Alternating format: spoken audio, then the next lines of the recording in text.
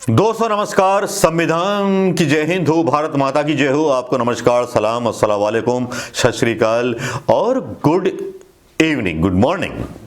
चलिए, सब कुछ बोल दिया, लेकिन मुद्दे की बात पर आते हैं। मुद्दे की बात यह है कि डोकलाम पर कांग्रेस का जो रुख है वो बहुत ज्यादा हमलावर हो गया है। बाकी किसी पार्टी का भी कोई बयान नहीं आता डोकलाम पर। केवल एक कांग्रेस पार्टी ऐसी है जिसका डोकलाम पर भी बयान आता है या सब पर बयान आता है, वो खुल के बोलती है। पवन खेड़ा बोलते हैं।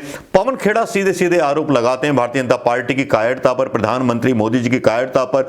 बाकी कायरता उनकी काबिल गौर है हमारे साहिब की, जिस पर सवाल उठाए जाने चाहिए, लेकिन कोई मीडिया तो उठाता नहीं है। हां, मनमोहन सिंह होते तो उनको मौन सिंह का नाम दे दिया गया होता, और मौन सिंह तो आप जानते हैं ना, ये मीडिया के हाथों में है किसको, मतलब खलनायक को किस तरह से नायक साबित करना है, नायक को किस तरह से खलनायक साबित करना है। ये तो मास्टरी है हमारे कारपोरेट मीडिया की। लेकिन सच्चाई ये है कि पवन खेड़ा ने जो सवाल उठाए, पहले तो वो सुन लीजिए। मैं बोलूंगा तो आप मानोगे नहीं। पहले पवन खेड़ा के वो सवाल और वो आक्रोश सुन लीजिएगा जो एक देशभक्त का होता है। मैं यहां डाल रहा हूं, सुन लीजिए। वहां कुछ सेटलमेंट, कुछ गांव चीन ने बसा दिया है, और ये सैटेलाइट इमेजेस हैं जो सबके सामने आई है, पब्लिक डोमेन में आई है। इससे जो खतरा पैदा हो रहा है सिलीगुड़ी कॉरिडोर को, चिकन्स नेक को, वो खतरा जो समझते हैं, वो जानते हैं, वो खतरा जो हमारे नॉर्थ ईस्ट के पूर्वोत्तर जो हमारे राज्य हैं, उनका जो एक्सेस है हिंदुस्तान के साथ, उनको उस एक्सेस को वो खतरा है। अर्थव्यवस्था चौपट हुई, प्रधानमंत्री चुप। जो देश का एक सामाजिक समरसता और देश में जो एक सामाजिक शांति वो ध्वस्त हो रही है, चुप्पी। विदेश नीति के नाम पर जो मजाक हुआ है पिछले 5-6 सालों में, उस पर तो उम्मीद थी कि कुछ कोई बोलेंगे, कोई जिम्मेदार आवाज सुनाई देगी, लेकिन नहीं, वहां भी कुल मिलाकर पूरी चुप्पी है। पिछले कुछ दिनों में जो सैटेलाइट इमेजेस जिनके बारे में मैंने अभी बताया, वो डोकलाम इलाके की जो आई हैं, ये वो इलाका है जो 2017 में जो डोकलाम का डिस्प्यूट हुआ था उससे 10 किलोमीटर दूर है। और ना केवल वहां एक गांव बसाया गया है चीन द्वारा, बल्कि एक 9 किलोमीटर लंबी मजबूत पक्की सड़क भी बनाई गई। इसके प्रभाव, इसके दुष्प्रभाव बहुत सारे हैं। जैसा कि मैंने आपको बताया, पूर्वोत्तर राज्यों की जो हमारा जो कनेक्शन है, जो हमारा जो जिससे हम जुड़ते हैं पूर्वोत्तर राज्यों से, वो उस पर एक प्रश्न चिन्ह लग गया है, उसकी सुरक्षा पर एक प्रश्न चिन्ह लगा हुआ है।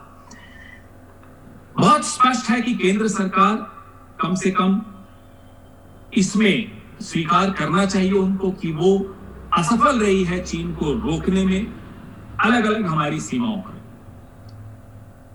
लद्दाख की चर्चा बार बार हुई, सरकार की तरफ से नहीं, लेकिन मीडिया में बहुत चर्चा हुई। हमने आपके समक्ष आकर बहुत बार इस पर चर्चा की, और बड़े दुख का और खेद का विषय है कि चर्चा अगर सरकार ने की भी तो अलग अलग स्वरों में अलग अलग तरह से बात हुई।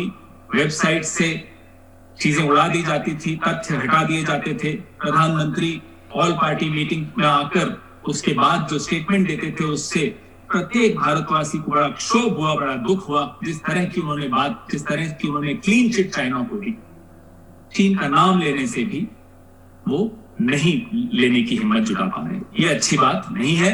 देश की सुरक्षा के लिए, देश के आत्मबल के लिए एक मजबूत सेना है इस देश में। इस सेना ने बार बार साबित किया है कि ये आक्रोश आपने देख लिया होगा दोस्तों, और ये आक्रोश वाकई में जायज है। इसलिए भी जायज है क्योंकि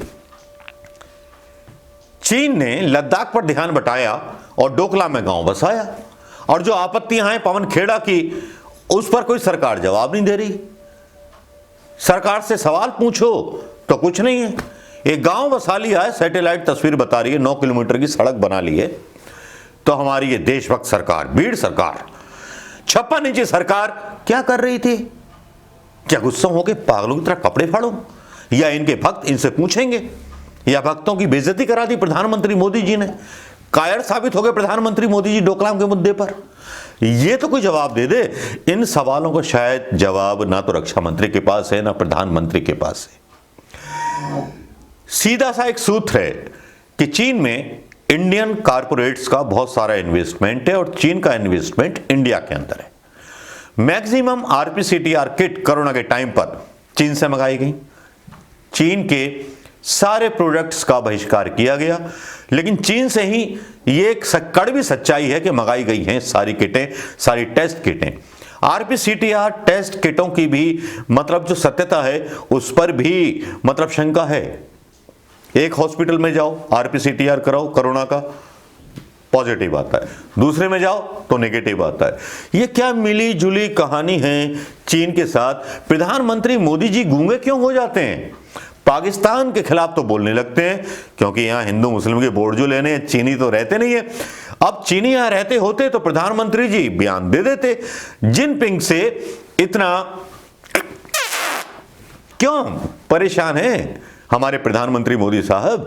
जरा ये बता दीजिए, वो ख्याल बता दीजिए जिन ख्यालों में आपने जिनपिंग को झुलाया था, जिन ख्यालों में आपने जाकर के अपने देश के पैसे उनके बैंकों में डाले थे, ये तो बता देते प्रधानमंत्री मोदी जी। देश की जनता को जवाब चाहिए। मीडिया नहीं पूछेगा, लेकिन सोशल मीडिया के वो रणवांकुरे तो जरूर सवाल पूछेंगे आपसे कि आपने क्या से क्या बना दिया हमारे देश को। चीन ने तो 9 किलोमीटर अंदर सीमा पर सड़क बना ली, एक गांव भी बसा लिया। आपने अपने कुत्ते भेजे क्या? मीडिया वालों को भी नहीं भेजा आपने। लद्दाख में जहां अंदर तक घुसाए थे वो तो सेना थी, सेना अपने दम पर थी जिसने घुसने नहीं दिया था उन हरामखोर चीनियों को। लेकिन आपने क्या किया सिवाय बेचने की? आपको बार बार नमन प्रधानमंत्री जी। डोकलाम के मुद्दे पर झुकने के लिए, अंतर्राष्ट्रीय संधियों का पालन करने के लिए बारंबार नमस्कार, देश का मान चीन के पैरों में डाल देने के लिए। क्या मोदी जी के भक्त चीन के बारे में, मोदी जी की इस नीयत के बारे में बोलेंगे? असंख्य लोग बोलेंगे। कमाल है यार, सीधे सीधे इस बंदे ने ना इतना बड़ा काटा है हिंदुस्तान का, कोई काट नहीं सकता। रोजगार ले लिए, स्टेशन बेच दिए, सारा कुछ तो बेच दिया, बचा क्या है? मीडिया भी जो है दिखाता नहीं है खबरें। अंजनाओं कश्यप जैसी वीरांगना चुप रहती है, अर्णब गोस्वामी जैसा वीर जो है बस मुंबई यूनिवर्सिटी में पिला हुआ है, देश के लोगों को गद्दार साबित कर दो। अरे भक्त तो और भी ये लिखने लगे हैं। अभी देखिएगा मोदी जी का प्लान। मोदी जी जो हैं देश के गद्दारों को निपटाएंगे, चीन को नहीं निपटाएंगे, देश के गद्दारों को निपटाएंगे जो मोदी जी के खिलाफ बोलते हैं। अबे उन गद्दारों को निपटाओगे तो खुद निपट जाओगे। कच्छो थोड़ा संभल के रहो। नमस्कार दोस्तों, जय हिंद। कैसा लगा ये वीडियो? शेयर करना मत भूलिएगा। बात दिल पे लगी हुई भक्तों को।